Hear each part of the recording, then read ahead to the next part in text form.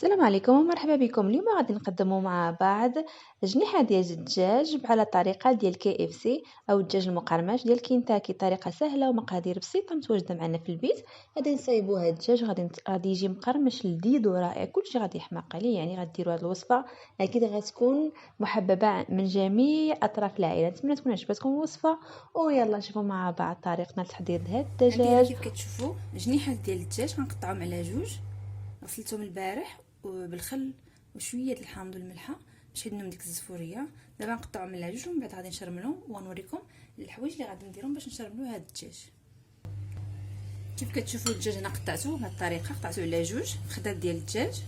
دابا غنبدا نشرمل فيهم. انا ناخذ شويه الملحه طبيعه الحال على حسب الذوق، يمكن لكم ديروا غير قياس، ومن بعد منين يطيبوا ويتقرمشوا بقاو تكبوا فوق من الملحه كيعطيو مذاق على كيجيو حسن طبيعه الحال.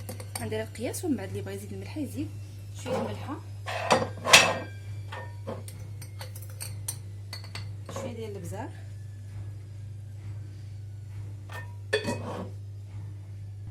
سكينجبير درت معلقه كبيره، عصيره خفيفه د الحامض، ما نكثروش الحامض، ما بغيناش يهرى لينا لان باقي غادي نديرو فيه شي حوايج اللي غادي تخلي لنا الدجاج طايب وفتيم لداخل.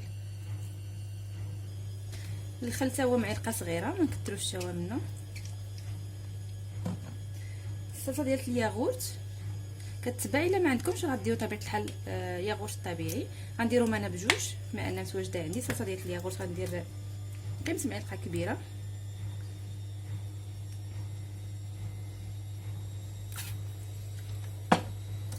صلصه ديال الكيتشوب باش يعطينا اللون الحميمر، غير شي شويه حيت هي حلوه، انا بغينا الدجاج يكون حار. شويه ديال الهريسه، اللي ما كيبغيش الهريسه ما يديرهاش، انا ندير شي شويه الهريسه هاد القيمه كيف كتشوفوا.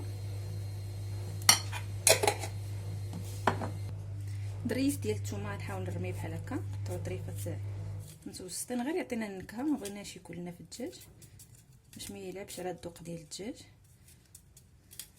الا بغيتو ديروا الماء ديال البصله، تحكوا البصله بحال هكا وتعصروها وديروا الماء ديالها حتى هو كيعاون باش كيفتت لنا هاد الدجاج وكيجي بنين. صافي دابا هاد التشرميله غادي نشرمل التشرميله ونزيد ليها الدقيق والنشا ونخليها، وشويه ديال الحليب في الاخير الا بان لي بان هاد لاصوص عاقده. هانتوما كتشوفوا كيفاش. المهم غادي نشرمل هكا الجنيوحات تيتشربوا ليا الاقامه، وغادي نضيف النواشف.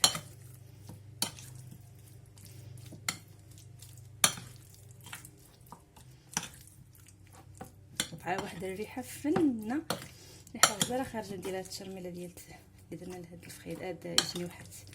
عرفتش نقول لهم فخيدات، كنشوف هادو كتجي بحال شكل الفخيد. دابا غادي نضيف النواشف. عندي نص كاس ديال الدقيق، انا درت الدقيق المدعم بحق الا ما عندكمش الدقيق المدعم غديروا معلقه صغيره ديال الخميره. غندير معلقه كبيره ديال النشا حتى هي. بما ان الخليط غادي يحتاج وقت باش يطلق الماء ديالو، انا غندير نص كاس ديال الحليب. علاش الحليب؟ لان الحليب هو اللي كيفتت لنا الدجاج والكالامار. يعني الا لقيتو الكالامار في الحليب او الدجاج في الحليب كونوا اكيدين انه غادي يجيكم فتي وهش رطب من الداخل بحال شي زبده. المهم بما ان هذه الكميه خاصها شويه ديال الحليب، غادي نضيف الحليب والياغورت الطبيعي. غنضيف نص كاس ديال الحليب كيف كتشوفوا، والياغورت الطبيعي كذلك، ونشرمل هادشي ونخليه يرتاح مع بعضياتو. الياغورت الطبيعي نخليه بالماء ديالو، نكبو بالماء ديالو، ندير غير نص باكيه صافي. غنخلط كلشي وغنخليه يشرب مده. كل ما شرب كل ما اكيد عرفتوا غادي يجي روعه.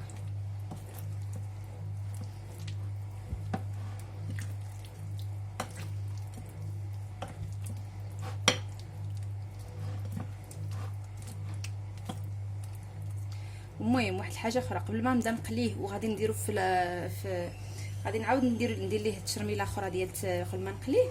غادي نشدو بهاد العواده ولا بشي موس، غنبقى نثقبو بحال هكا باش ملي نكون تنقليو غادي يدخل فيه الزيت وغادي يتقلى مزيان. يعني ضروري ما نثقبوه. المهم غنخلي دابا يتشرب القامه ديالته حتى نبغي ندير ليه المرحله الثانيه ديال التشرميله باش نحاول نقليه. ديك الساعه نحاول نثقبو كامل باش يخرج داك الماء اللي لداخل ويتقلى ويجيني مقرمش.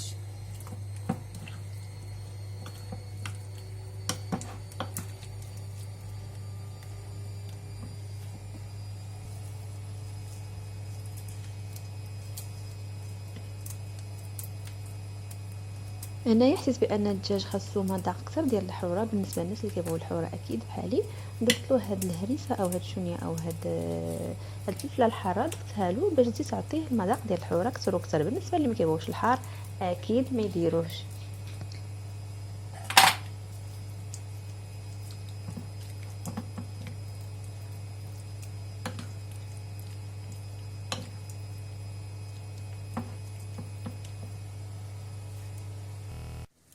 نتوما كيف كتشوفوا طلق داك الماء ديالو وشرب لاصوص. راه خليته اكثر من 4 السوايع في الثلاجه.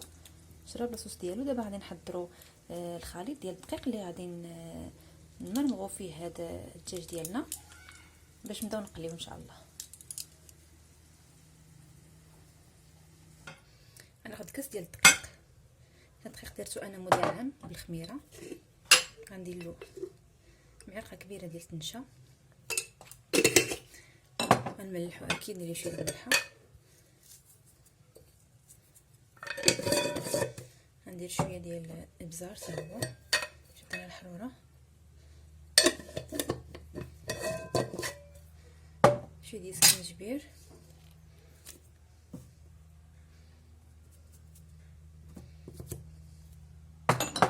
خميره ديال الحلويات. غندير معلقه كبيره د الخميره د الحلويات. صلاه على النبي. صافي نخلط الدقيق مزيان مع بعضياتو وغنبدا نجيب الجناح ديال الدجاج وندوزهم في هذا ونرميهم في المقله يتقلاو. المقله غنسخنها على درجه حراره متوسطه هكا غتكون فيها الزيت، ونبدا نقلي فيهم. اكيد هاد الفخذات ديال او عفوا هاد الجنيحات ديال الدجاج تيتحمروا ليا ويطيبوا اكيد من الداخل. كيف قلت لكم ضروري ما تثقبوهم، ديروا 2 تقبات في كل وحده. نوريكم كيفاش.